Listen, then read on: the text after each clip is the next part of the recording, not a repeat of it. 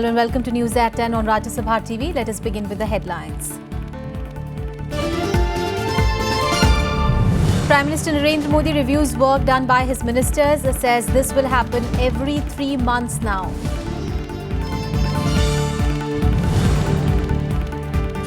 World Bank commits $1 billion for India's plan to upgrade solar capacity, backs efforts to raise solar power by nearly 30 times by 2020.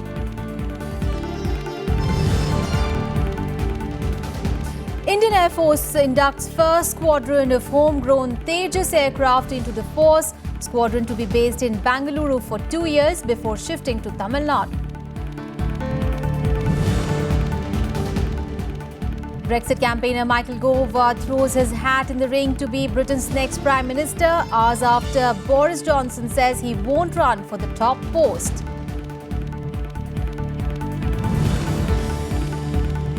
And in sports, French Open champion Garbine Muguruza ousted in the second round at Wimbledon. In Euro 2016, Portugal reaches the semi-final, defeating Poland.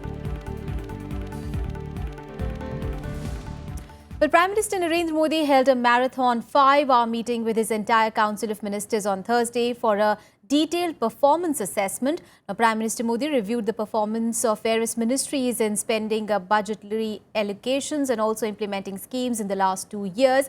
He has also asked his colleagues to ensure schemes be tailored to benefit the masses.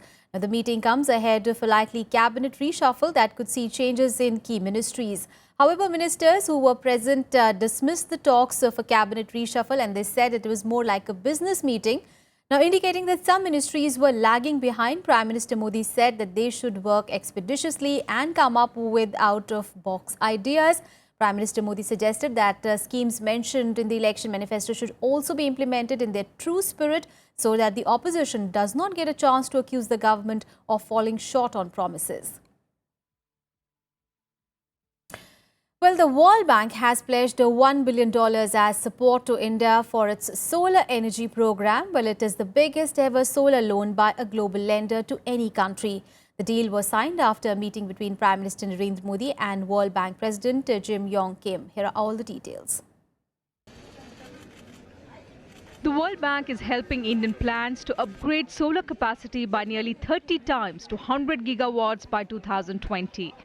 On Thursday, after meeting Prime Minister Narendra Modi, World Bank Chief Jim Yong Kim confirmed the bank will lend a record $1 billion for India's national solar mission. The pact was signed in the presence of Finance Minister Arun Jaitley and Power Minister Piyush Goyal. The World Bank also signed an agreement with the International Solar Alliance, comprising 121 countries led by India. India continues to be one of our absolutely most important partners. Our goals are to end extreme poverty in the world and boost shared prosperity. And India's success over the last 2 years is one of the true bright spots. India and the World Bank also signed an agreement for a $625 million grid-connected rooftop solar program. The project will finance 400 megawatts of solar photovoltaic installations that will provide clean and renewable energy. कुछ innovative financing नए प्रकार के finance के models पे भी चर्चा हुई, जिससे वर्ल्ड बैंक की सहायता से हम अपने नवीकरणीय ऊर्जा के कार्यक्रम को और गति दे सकें. The World Bank president also appreciated India's rapid progress in improving ease of doing business, especially in logistics. India is now ranked as the second best among developing countries in ease of doing business. Also has a keen interest with the kind of improvements taking place in India. With regard to the ease of business ranking, we've made out we've given our viewpoint to the World Bank. Their teams will separately be coming to India to assess the progress which we made in this regard. Prime Minister Modi also expressed happiness at the World Bank's continued support to India, especially in priority areas like smart cities, Ganga rejuvenation, skill development, Swachh Bharat and power for all. Kim appreciated India's progress in achieving ambitious targets in these programs. Kriti Mishra's report for Rajya Sabha TV. Meanwhile, Finance Minister met RBI Governor Raghuram Rajan in the capital yesterday after the government initiated the process of constituting a new monetary policy committee this week.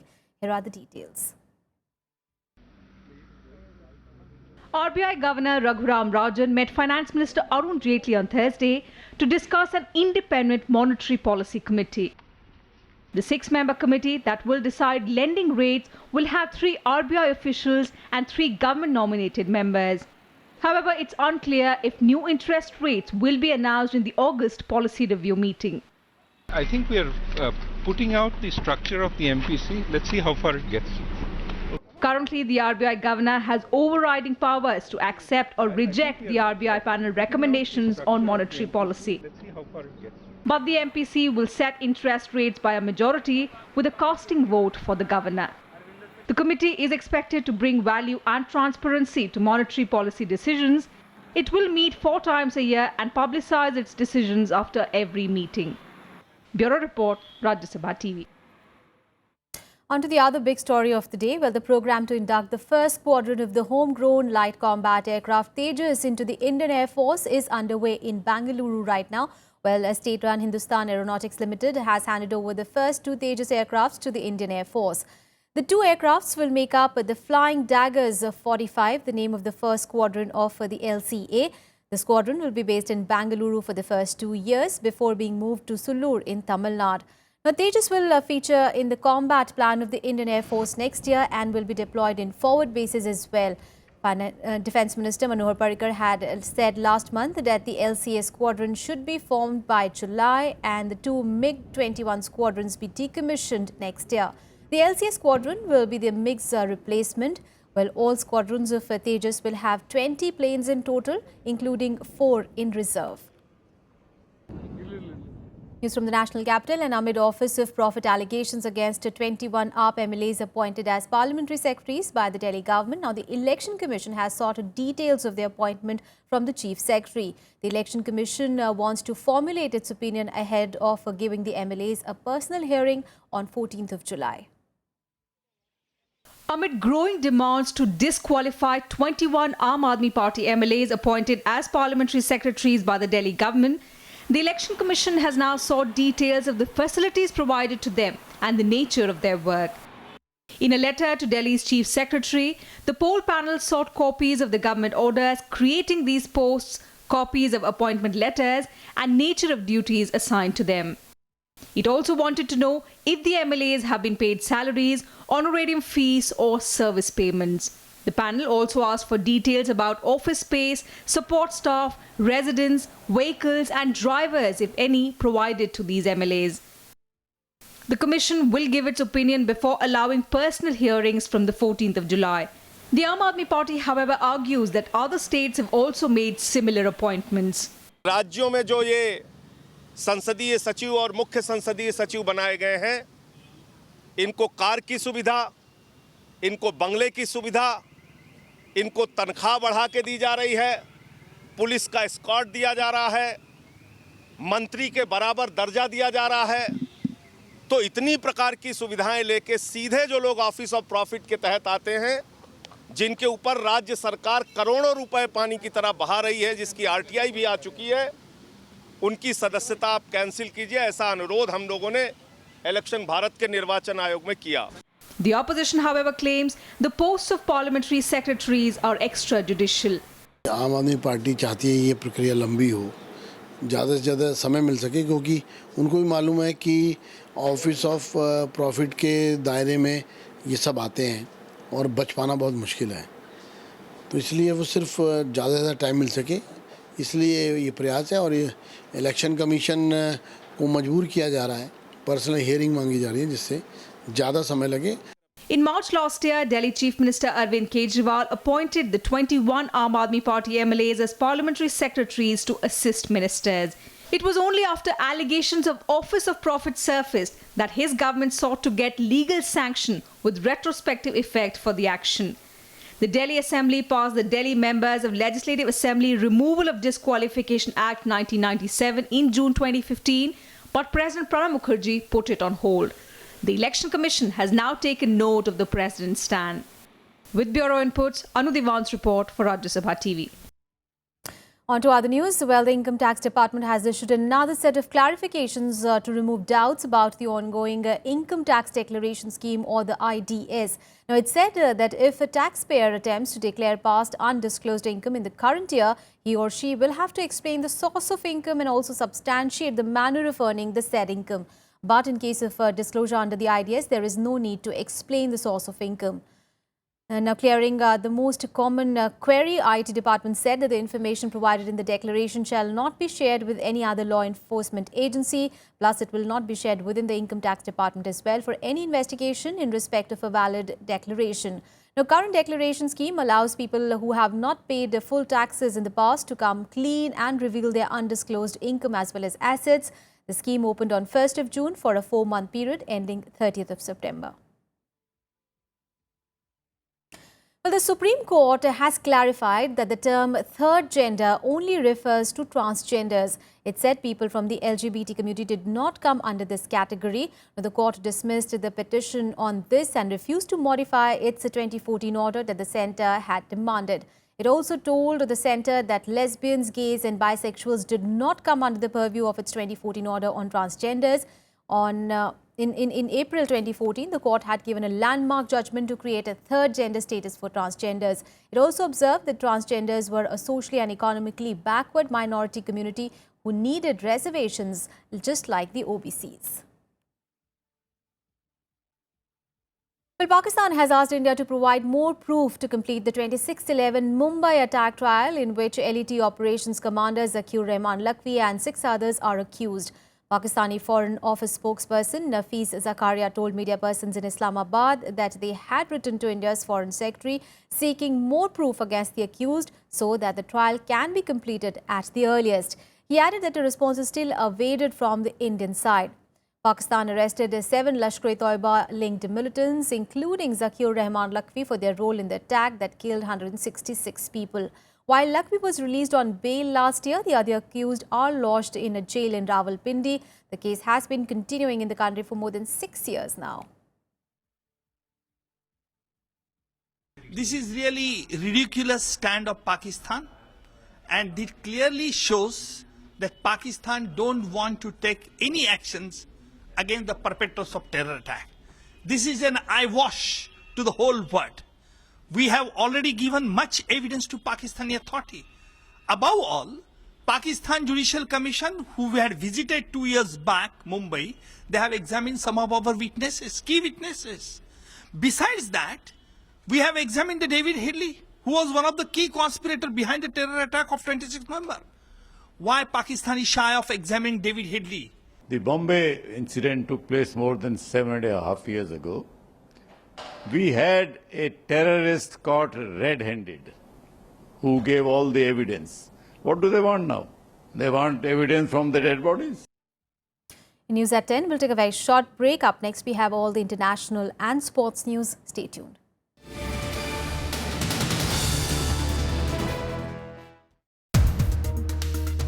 Hello and a warm welcome to another edition of To The Point. Should I be in a position to say that Mr. Shyam Benegal will be successful in taking away the scissors from CBFC? If anybody should use the scissors, it should be the person who's made the film. Precedence is there. There was a Justice Mudgal committee report which was basically consigned to the dustbin. How hopeful are you really that the government is really going to implement the report? All reports, they are implemented in part or in totality. Watch To The Point with veteran filmmaker Shyam Benegal tonight at 10 p.m. only on Rajya Sabha Television. Welcome back. Now, the Conservative leadership race to succeed David Cameron has narrowed down to 5. Now, Theresa May, Michael Gove, Stephen Crabb, Andrea Leadsom and Liam Fox are in the contention to become Britain's next Prime Minister. Now, former London Mayor Boris Johnson shocked many when he withdrew from the race on Thursday. Race for Britain's Conservative Party leadership has intensified. On Thursday, Brexit supporter and former Mayor of London Boris Johnson surprised many when he said he did not want the job. But his ally in the Brexit campaign, Michael Gove, suddenly announced his candidacy. This is our chance to think globally again, to lift our eyes to the horizon, to bring our unique British voice and values, powerful, humane, progressive, to the great global forums without being elbowed aside by a supranational body. That having consulted colleagues and in view of the circumstances in Parliament, I have concluded that person cannot be me. We need, leading the Conservative Party and the country at the moment, someone with experience at the highest reaches of government. We need someone who believes in the British people's verdict that they delivered last week. Nominations for the Conservative Party leadership have closed now, and apart from Gove, 4 other candidates are competing to replace David Cameron. Home Secretary Theresa May, who backed staying in the EU, is favoured to become the Prime Minister. The other contenders are Stephen Crabb, who also backed to remain, Liam Fox, who backed leaving the EU, and Energy Minister and Leave campaigner Andrea Leadsom. The winner of the contest is set to be announced on 9th of September. Brexit means Brexit. The campaign was fought, the vote was held, turnout was high, and the public gave their verdict. The country voted to leave the European Union, and it is the duty of the government and Parliament to make sure we do just that.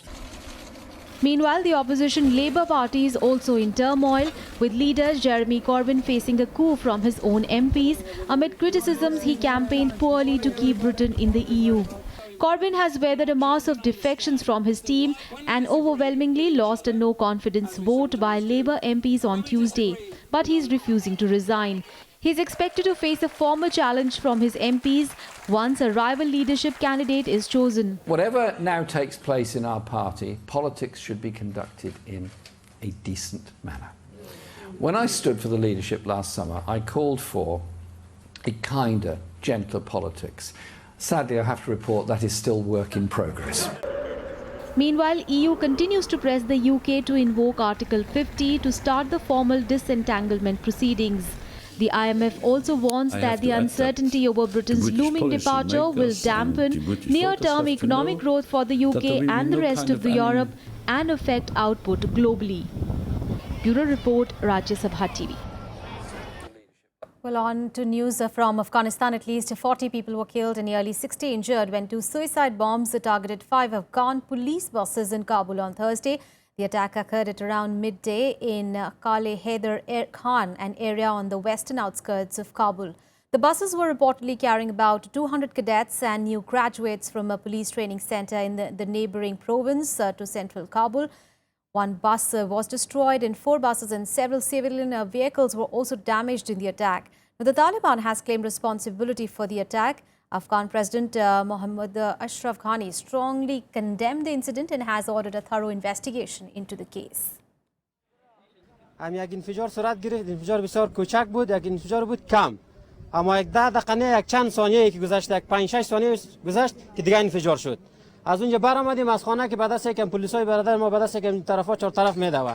از برادرای پلیس ما به دست یک کلشون به دست یک شهید شده و به دست یک زخمی شده. این مدار کردم یک 20 تا 30 تا جنازه از اینجا برداشتیم. لب سرک که رسیدم دیدم موترهای 5 موتر پلیس انتحار شده، معلوم نشده. همکاری که با شهیدا و زخمی‌ها را کردیم در موترها 40-45 نفر ما.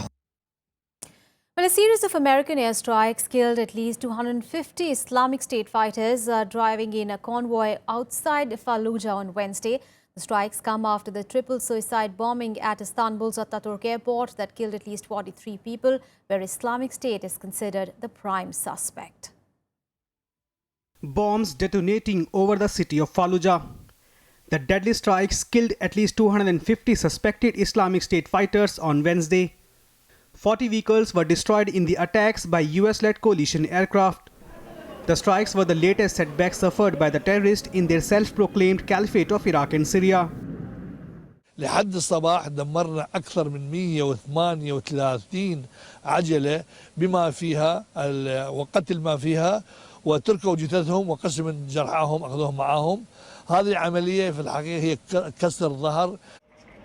The US-led campaign against the Islamic State moved up a gear in recent weeks with a victory in Fallujah. An alliance of militias also launched a major offensive against the terror group in the city of Manbij in northern Syria. The group's territorial losses, however, don't diminish the Islamic State's ability to strike abroad. Turkey bore the brunt of a triple suicide bombing by suspected Islamic State gunmen who killed 41 people at Istanbul's main airport. Bureau Report, Rajya Sabha TV. Let's get to some more international news in World Wrap. The Turkish government says the 3 suspected Islamic State suicide bombers who killed 44 people in a gun and bomb attack at Istanbul's airport this week were from Russia, Uzbekistan and Kyrgyzstan. Turkey, who blamed the militant group for the attack, carried out raids across the country on Thursday, detaining 13 people in connection with the attack.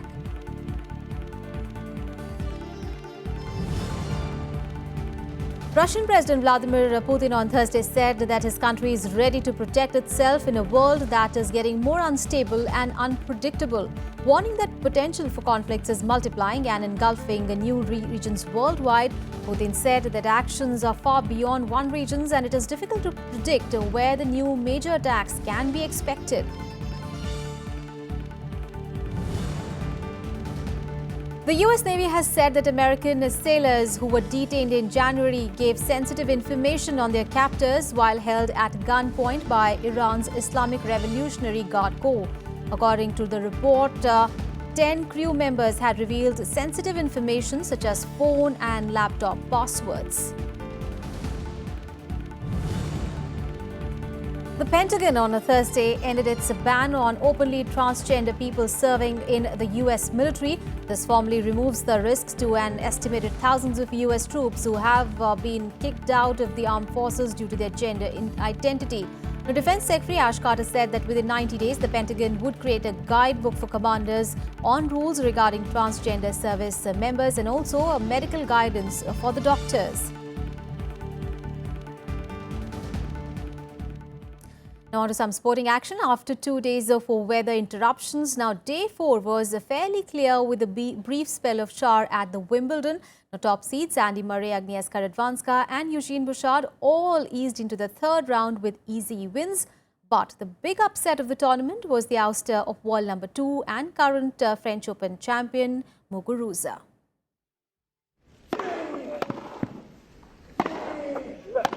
Andy Murray maintained his challenge for a second Wimbledon title as the world number 2 crushed Taiwan's Liu Yen-sun 6-3, 6-2, 6-1 in the second round on Thursday. Liu, the Taiwanese world number 76 who won 11 matches in a row on grass, began with a break of serve before jumping to a 2-0 lead and extending it to 3-1 in the opening set. However, once Murray had leveled for 3-all, it did not take him long to clip his rival's wings. Over the course of the second and third sets, he reeled off 23 winners, broke serve 5 times and dropped only 11 points on serve as Liu succumbed with a double fault on match point. Murray will face Australian world number 67 John Millman for a place in the last 16. The first set was, was a tough set. Both of us had a bunch of chances and a lot of juice games. And once I got that and got an early break in the second, I started to settle down. I played better tennis and finished the match really well. In other men's play, Japan's Kei Nishikori overcame a brief lapse in form to advance past Frenchman Julien Benneteau 4-6, 6-4, 6-4, 6-2 in their second round match on Thursday. But after losing the first set, Nishikori gradually found his range and broke Benneteau twice in the fourth set and closed out the match with a backhand winner, finishing the day with 47 winners to 22 unforced errors. In the women's draw, local favourite Johanna Konta was unable to hold off a strong challenge from Eugene Bouchard as the Canadian won their second round match 6-3, 1-6, 6-1 on Thursday. In the biggest upset of the tournament so far, French Open champion Garbine Muguruza crashed out in the second round after a shock 6-3, 6-4 defeat to Jena Sepilova on Thursday. The second seed was expected to challenge again at the All England Club after reaching the final last year. However, she was swept aside in less than an hour on court 1 after an error-filled display against Slovakian qualifier ranked 124.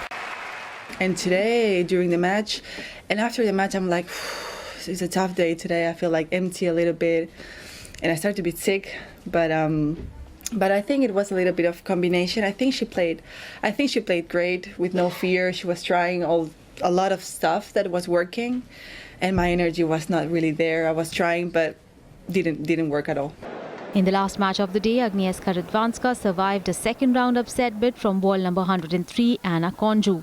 Konjuh had the opportunity to serve for the match in the third set, but Radwanska prevailed 6-2, 4-6, 9-7 after the number 3 seed broke and hobbled Konjuh to clinch the decider. Bureau Report, Rajya Sabha TV. And from tennis to football, well, Portugal reached the semi-finals of the European Championship with a penalty shootout victory over Poland on Thursday. Well, this is the 4th time in 5 tournaments that Portugal has made it to the semi-finals. Now, Robert Lewandowski scored his first goal of the tournament inside 2 minutes before his new Bayern Munich teammate and teenager Renato Sanchez equalized with a powerfully driven shot. The game then went through extra time, deadlocked at 1-1. Cristiano Ronaldo, Sanchez and João Moutinho all scored penalties for Portugal, with Lewandowski, Milik and Kami following suit for Poland. However, Nani had put Portugal 4-3 ahead. Ricardo Quaresma made no mistake, firing high in the net to beat a Poland goalkeeper. Now, Portugal will face either Wales or Belgium in the semi-finals. That's all in this edition of News, but news and updates continue on Rajya Sabha TV. Thanks for watching.